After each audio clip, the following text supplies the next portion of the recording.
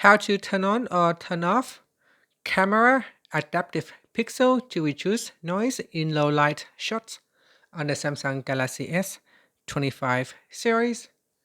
First, tap on the home button to return back to the home screen.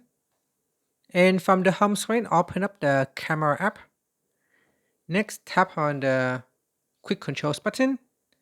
Then tap on the settings icon. From here, we scroll down and then tap on camera assistant. Next, go down, then tap on advanced resolution options. At the top here, tap on adaptive pixel. Tap on the toggle button to turn it off or switch it on. When this is turned on, you can reduce noise in low light shots by combining multiple low resolution frames into a final high resolution picture. After tap on the back key to go back to your camera, or tap on the home button to return back to the home screen. And that's it.